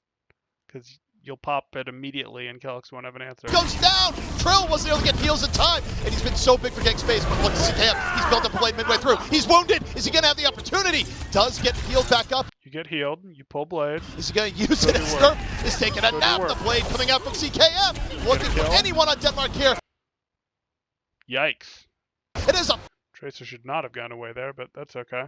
Not with how she moved anyways. full-on brawl between both these teams. CKM But he did get Kelix, and Kelix had the sound barrier, so that's still big. can't find a second, but as you're saying, so scrappy here on the point. Fisher, though, back on the Tracer. Counter-kill. So strong in these last-second contests. Pump already very, used very it low. though, Will they stop him from and rebacking? No, he gets Kelix back into the rolled suit. it That's up. huge. Emergency It's not Hammond a coming in favorable here from fit for Australia. Denmark. No, Tracer's no better for holds Australia. are being barred. They want to keep this map in contest, but Fisher now on the Tracer. Ooh, I like the Hammond sighting. So close to getting a pull. EMP, catches 2 supports. The cool thing about hacking Briggs is it pretty much takes away her Fisher's. Oh no, that's not Fisher's not on Briggs anymore. Forget I was saying anything. I mean, you hack Tracer, and we all know that Tracer is a free kill. So yeah, cool thing about hacking Tracer here is Tracer's a free kill. That's totally not Full what's spot. going. Huss gonna drop the EMP on the top. Australia going in once more. They get Ooh, that was a nice Fisher. pile driver. Getting a pulse pop. Huss gonna drop the EMP on the top. Australia. EMP into pile driver. Saved by Going in Thunder. once more. They But get you did Fisher. get They Fisher get him off the first. knockback. And Big. now Australia putting it back the now other you're gonna way. But rehack here's a him. coalescence from Ding. This Hack fight is turned nuts. They hacked the Coalescence, turned Yeah, it off, that's canceled over. that Moira ult. Now she's without a fade. They're play, trying to chase her Australia. down, and also Kelix as well. The healers from Denmark receiving so much pressure. CKM, I think, falling into traffic there, but Australia looking to overwhelm on the point with a Coalescence of their own, and no hack on the side of Denmark. No way to shut it down. This is so much value. A Kraken melts down his counterpart looking for the baby. Diva gets it. Danny can't get back into the suit. Huss working on the back, found Fisher, and Australia finally Australia perhaps has done had the enough. better They stealth flip the swap. point. Denmark, do you have anything left? Can anyone touch a point? Kelix, he's And what I mean by that is this Moira stall swap early did end up hurting them in my mind. And obviously Fisher went from Briggs to Tracer, which was just necessary. On the other hand, Australia went for stall swaps on Trill over to Hammond, and Trill has a good Hammond.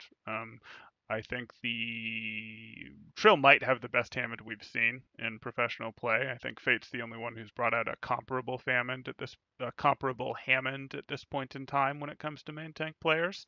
So that's a strong swap for him. And then a Kraken, of course, was time for him to swap for to match Ding's pick there, just for stall purposes for speed. And CKM over to Tracer. So Australia wins with their stall picks. real close, and it catches the point just in time. I Doesn't like the matter. Soldier 76 this round in theory, but Denmark just not able to restabilize on point. Great adjustments from Australia, playing around that Soldier 76, and here looking to close out this round, keep Oasis going, go to that third map. matter. But the Primal Rage from Nerf, keeping things going. The EMP though, without jumps, it's so hard to stay alive on that Primal. He's just a big punching bag at that point, and they punch him right on down. Final bit of delay coming in from Kelix, but this time it's not going to be enough. Australia sending us to a round number 3. Up not spawn, that building those EMP, it's so difficult to play. Crazy flow of the game. That's just an Let's finish incredible round amount three of here. awareness from Fisher and 1.3 stifling an here. ultimate. So I'll wait a second The again big to see problem what with they that is actually that roll out with. Australia is sort of baited into an engagement. They think the EMP is coming and they're going to jump in to capitalize on it, but when it doesn't, Okay, so now we've seen our swaps. So, excuse me.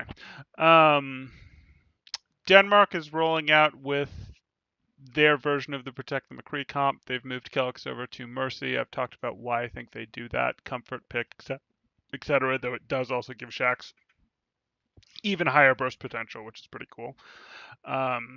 Australia, even though we're on a good pharmacy map, again, recognizing appropriately that you can't run the pharmacy into the comp that Denmark likes to run here. So good from Australia, even though between 3 blades, 2 of them nanoed on the last point, CKM got 1 kill. I'm maybe CKM has a better Genji than this. I haven't seen him in contenders. I don't follow Australian contenders closely enough, but that's a little sad and disappointing. Huss had better EMPs. Huss had the 1 EMP canceled, but of the 2 DPS players, Huss is definitely outperforming CKM right now when CKM is not on Pharah.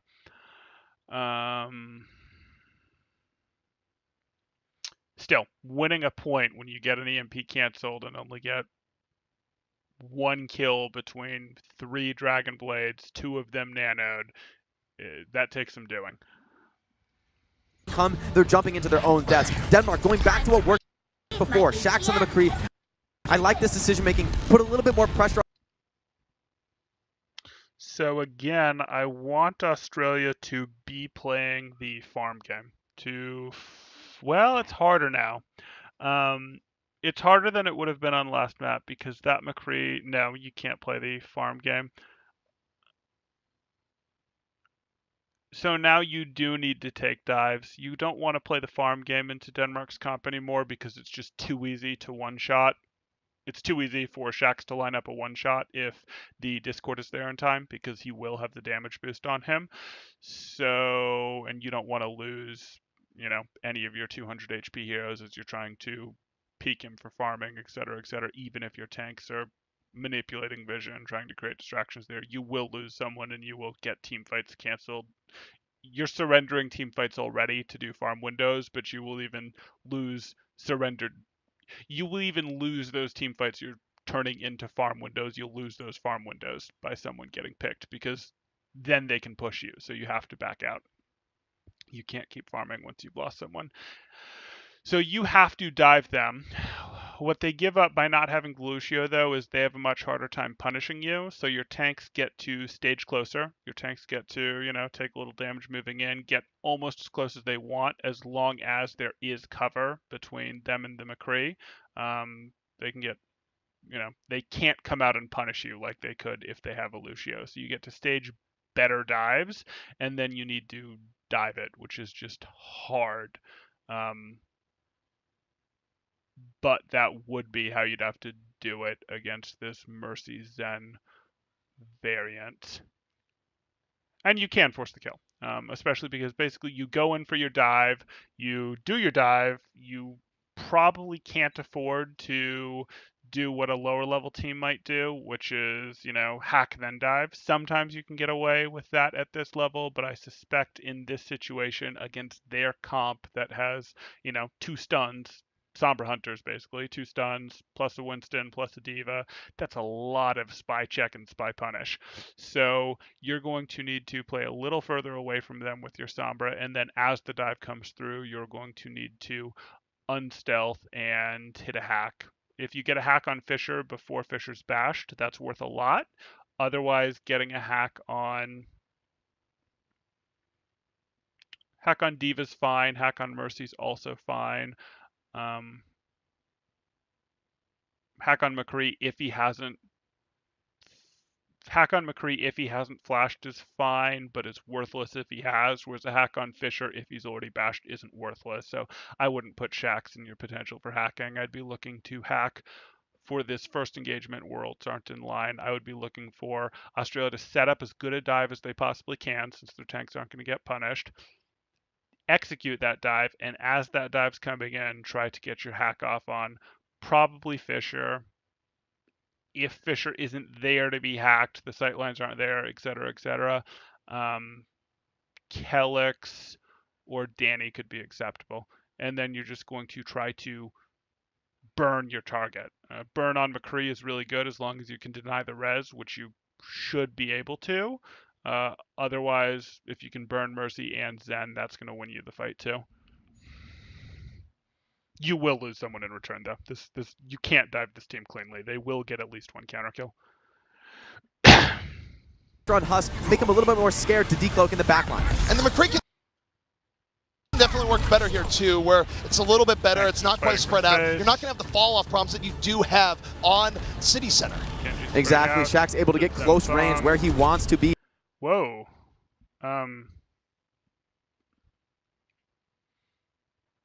So you have cooldowns available, which is good for you, but I don't like where you are, Fisher. Your team's not close enough to you to protect you. You should get punished. But a Kraken farming up no charge. A Fisher, great sleep. Absolutely. And now Australia, You can push nerfed back here if you want, but you don't really want to be fighting nerfed like this. You want to reset for a proper dive and take your dive, because these guys will melt to a dive without their Briggs. Like, do your kind of back out thing, reset, take a real dive, and then just clean them up from there. Kraken picking off Fisher there. Now they don't have to worry about the Brigida. Denmark already in a bit of a hole, but So that's fine. Winston got in. Punk looks like he was a touch late with the Matrix there, so Trill took a lot of damage. That's going to happen. This comp does a lot of damage. The double boost, like we talked about, should still be able to run over the McCree here. they have to capture progress as Trill goes down, immediately punished, but Shax was the target of the dive. They got where they're looking for it. Denmark, though, still being relatively resilient. They get the rest back up to Shax. Really? And this is where Where are your DPS? C-Cam's over on Danny for some reason. Don't understand that. Huss was in on the kill on Shax, but what's he doing now? got where they're looking for it. Guys, okay. D.Va was not the next kill. Like, I don't actually care how low health D.Va was in this scenario. You know that Zen and Mercy are both A, super squishy and right on top of where your McCree was, and B, their only way back into this fight is rezzing the Mercy. So you have to either kill her or zone her out. And her Zen's right here, so you just stand on top of the corpse and kill Zen. Or if she's here, you kill her. Like, that was poor target selection on their part, and it's going to cost them the fight. Denmark, though, still being relatively resilient. They get the rest back up the Shax, and this is where McCree can thrive. A fight where numbers are down. A fight where the McCree can just land shot after shot, gets the D-Mac, Ding gonna pile on, yeah. Shax gets the finisher, and Denmark swings the fight. Nice positioning by. So, Australia lost a fight that they should have won twice over. They had the first pick. Then they mostly did their semi-reset to get the second pick. So they had a couple seconds where they were up 6-4. But we can say they almost weren't up 6-4 because Trill took so much damage on the win that them getting the counter kill was almost inevitable. So we'll say that they were up 5-4, but they were up 5-4 against a Protect the McCree comp that didn't have its McCree or its Briggs, which means they don't have any damage. Like, they don't have any damage, they don't have any stuns. Their only sources of damage at that point are Zen and D.Va, and that's just not enough to matter. It doesn't matter that you're down your main tank at that point. That was really poor. By Shax and Kelix. Even though Shax does go down to that dive, Denmark gets the quick punish, taking down Trill, and Kelix is able to res Shax, get him right back into the fight. This is the strength of the Mercy. If you're going to... Okay, so if we're looking at this, ult's not really online yet. Australia's kind of lost their window for running farm loops because they lost that first fight. Well, they haven't. They could run farm loops. So Denmark has trans, has self-destruct,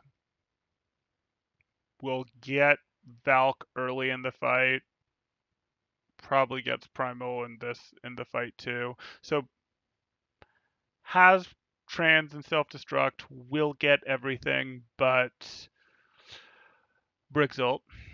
Whereas Australia can run a single farm loop to get Nanoblade and be just shy of EMP. And they don't have to worry about rally. So that's just fight winning. Yeah. If they trans and catch Nanoblade and Genji with both stuns, maybe they get him, and maybe he doesn't get anything done. But you can protect him hardcore against this comp with your D.Va. Like, he can pull out his blade on top of them, and your D.Va can just hard protect him through 1.5 of the stuns.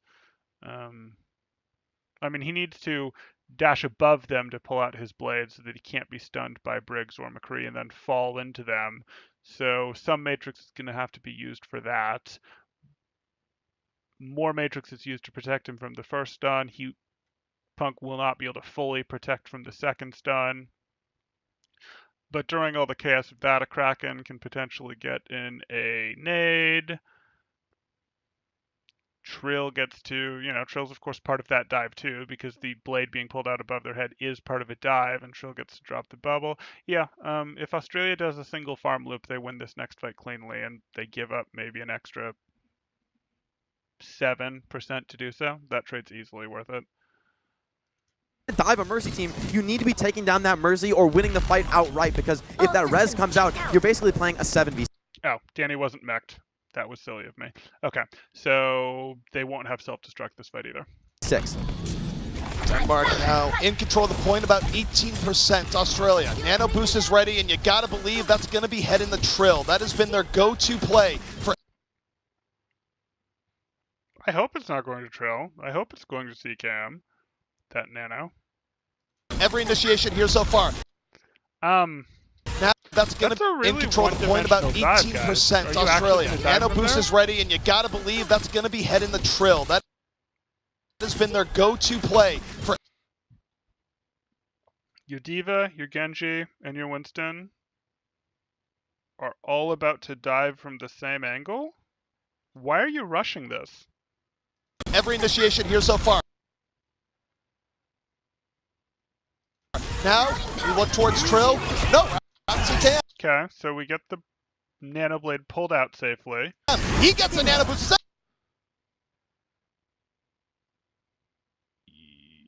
The kill happened on Fisher. And they go for the Nano Blade. Trill already gets Fisher off the dive. Okay, I want to Tam for every initiation here so far. Now we look towards Trill. No, Ramsey Tam. He gets a Nano Boost. Then they go for the Nano Blade. Trill already look towards Trill. No, Ramsey Tam. He gets a Nano Boost. Then they go for the Nano Blade. Trill already gets Fisher off the dive. A stun on the CCAM. He's super. Gets a Nano Boost. Initiation here so far. Now we look towards Trill. No, Ramsey Tam. He gets a Nano Boost. Then they go for the Nano Blade. Trill already gets Fisher off the dive. A stun on the CCAM. He's super low. Gets healed up, but can't use the rest of the blade. No! Nerfed!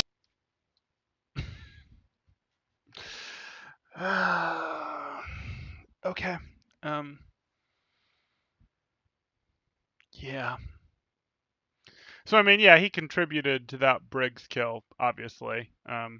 Briggs is not your primary target, though. Like, if you are nanoblading on Genji, /dash is how you kill a 200 HP hero through Transcendence, and Rally Armor wasn't out at that point in time. So it was, if you slash and you don't get who you want, you don't dash, you wait and you slash again, because that Mercy or that McCree needed to die during that Nanoblade, and there was not a good enough reason for them not to. Killing the Briggs helps, like you have a chance of winning the fight without it, but you should have been able to get one of those two kills. Able to find him at the very end in Denmark. They've withstood. No, that EMP that shouldn't have been used. You're not going to win this fight. This Nano engage, and Huss says, you know what, I'm going to drop an EMP, we're going to invest even more. Yeah, they just want this fight win too bad. I mean, it's a shame you didn't get more out of the Nanoblade there, but it's not like a crisis that you didn't get more out of the Nanoblade there. You did not need the self-destruct EMP against a team that was positioned to. But that might not have been the best idea. Huge we'll see if it works out. Huge boot by Custa, pushing them back into the Diva Bomb of Punk, getting those kills. I thought that fight I didn't realize that it also caught the mech there. Okay. was going their way for sure, but a Kraken, another huge sleep. He's been railing those off all day long here. A Kraken, though, is like trying to 1v4 here. The rest of his team is dead, and he's going in his full battle on it. I respect it, but it's not going to work. Nerf wakes up to punish him, and a huge error from CKM. He needs to know that trance is coming out. If the team clearly didn't think the fight was over because they were investing ults, so if that's the call, that's you use the dash to close the gap, you won't be able to burst 200 HP characters through the Transcendence. CKM needs to play smarter with those Dragon Blades. You have to save the combo to one-shot that Mercy, one-shot that McCree, or else you're just getting nothing through that Transcendence of Ding. Meanwhile, so now we have another fight coming through. We have no DPS ults. We have Nano. So what you can do here against this comp is if this comp will ball tightly for you, and they probably will because they like to ball tight, it's a good way for them to play when they don't have to worry about EMP, and they don't need to worry about EMP right now. If they'll ball tight for you, what you're going to want to do is Trill can get a lot of value by diving in there, getting a little matrix protection from Punk, doing some cleave, then getting nanoed, getting real cleave value against this team that doesn't have rally going yet. And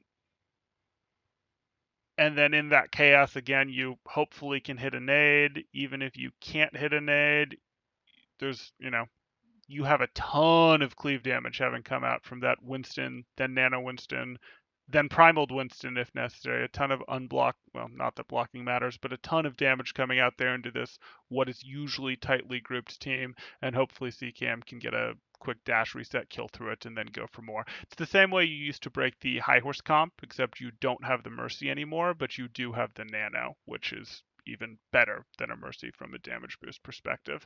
So exact same principle applies here, and I'd like to see them do it. And if Diva's going to stand up and be scouting on high ground, that's fine. You don't care if she's in the ball or not. She was not going to be your first dash reset anyway. You take a look at Huss right now in the back line. Was Huss going for a farm loop?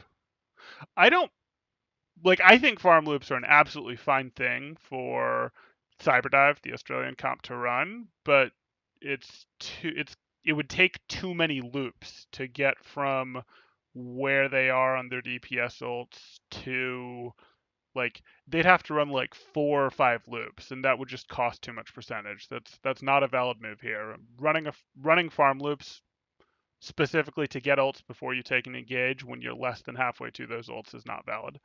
Unless you're playing against goats or something where you absolutely have to run the farm loop. But I don't like running the farm loop here, especially when Denmark's at 75%. No, not really close to the and there's Am I wrong though? the flash. Was he not trying to farm? One-shot that Mercy, one-shot that McCree, or else you're just getting nothing through that Transcendence of Ding. Yeah, he, I think, just unstealthed there. You take a look at Huss right now. He just unstealthed. We saw him start to unstealth before the camera panned away, but then okay, that's fine. The back That's line. No, not really close to the and there's the flashbang we were talking about. Huss not able to get the initiation he wants, and so low on that EMP charge. This is going to be a massive reset for Australia. Nerf might be slept up here, but again, doesn't really matter. Denmark is more than able to cover them here. In Australia, they're down to their final fight with nothing on the progress bar just yet. And the rally so difficult to deal with the competition Team Australia is running. So Australia's in last fight territory, and they have Primal. They can get Nano during the Primal easily. They have Sound Bear. So these 3 ults, if you cannot lose people during these 3 ults to stall out for your ults that matter to come online, maybe, but I just think Denmark's going to have too many options. Rally's going to make them part end. They'll probably pop it long before your EMP comes up because they'll expect to win, and I can't blame them for it. High Noon, they can protect a High Noon pretty darn well with their double dive tanks, plus Briggs, plus Mercy Pocket. High Noon from high ground, honestly, is going to cover a huge amount of the point while their Zen shoots at anyone else. Yeah, Denmark has too many tools to win this. That armor is so effective against those. That said, Australia does need to try and stall it out by chaining these ults to get these up. That's the only way you're going to do it. Again, I still think they should go for this. Jump onto the softer, not soft in this comp at all, but softer backline of these 4 if you can find as many of them as you can together. Max Cleave, Nano. When Nano's starting to wear down, or if Trill's health goes too low, Primal. Maybe you can throw 1 or 2 of them off the edge like that. Probably not, but that's enough of a lead that you go for CCAM dash resets. That is the way to play this, and Sound Barrier where you need to, because you're not holding it to counter anything specifically. Small pieces of damage and the reliance on dash resets for Genji. So Fisher's rally could be absolutely small pieces of damage and the reliance on dash resets for Genji. So Why? Trill is leaping on Fisher. Are those hack beams coming through? That if they're hack beams from Australia, they shouldn't be red, but they kind of do look like hack beams. Diving Fisher's okay if Fisher's hacked because no, it doesn't shut off Inspire. Diving Fisher as a team is okay because Fisher then can't shield, Briggs then can't shield, and so you can make a quick kill on her, but it doesn't make it a better target for just Winston because it still has Inspire, and Inspire will keep her in armor range too long in the Winston duel there. So if this is Huss hacking and if Huss is going to help, I guess this makes sense, but it wouldn't have been my priority. I would have preferred that they find the Zen and the Mercy are probably together. Last we saw Zen, he was over here, but wherever the Zen and the Mercy and the McCree are, I'd have preferred to go after that. Fisher's rally could be absolutely crucial in this fight. Okay, we see the engage coming in from Australia. Ooh.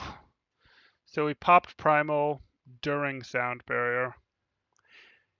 I like Primaling for kills. I think Primaling for kills is generally better than Primaling for stalls. So usually I don't hate that, but Australia's got to know that like they need to I mean, either you get huge nano Winston cleave value, or you stall this fight long enough for DPS ults to come up, because you're probably not going to beat this fight in a brawl if you didn't get a pick off of your initial dive. And it would have been okay to sound barrier your initial dive. That would have been totally okay. They open up with the sound barrier. Denmark going back just a bit. Deadeye up here from Shax again. Oh, he almost got the Winston. That was so close. That would have been a big swing. But still going to get the DMAC. Still getting protected. Denmark playing around Shax and enabling him right now. And now that the fight is getting a little bit more developed, it's going even better for Denmark. Australia down to the final few members. They can't keep it a contest at Denmark. Okay, so that's what we've got. There's obviously more maps here, but I'm going to stop here for today. We covered Oasis for Denmark versus Australia. If you guys, have any questions, feel free to let me know, and I will be happy to answer them. Otherwise, as you've probably figured out, a lot of the times in this channel, on this stream, I like to go over compositions that see play and scrim scene, pro play, etc. I like to go over those, but I of course am going to mix in other things like VOD reviews. I can do VOD reviews of professional or semi-professional matches like this. I'm also perfectly happy to do VOD reviews of Diamond plus Scrim teams. I really don't like to review Sub Diamond as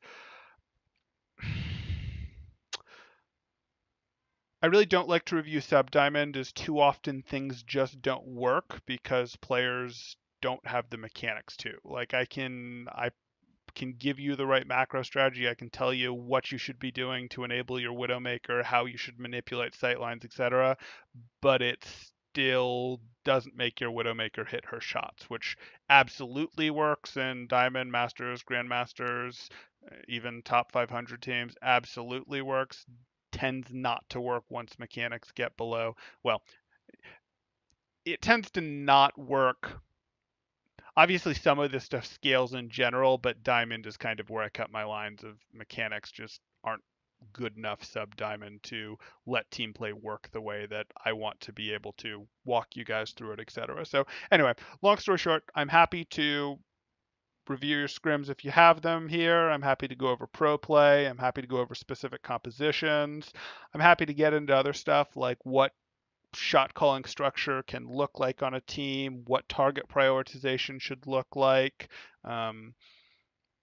I could even get into what hero pools should look like for certain players. Like if you're trying to join a team or you're trying to build yourself in a way that you'll be attractive to teams in the future, what heroes would be expected to be in your pool and which ones are the most important right now. I could even give pretty educated guesses of which ones are likely to be important in the future, though they would be just that, educated guesses. But let me know what you guys want to hear about. Anyway, for now I'm signing off and I'll talk to you soon. Thanks.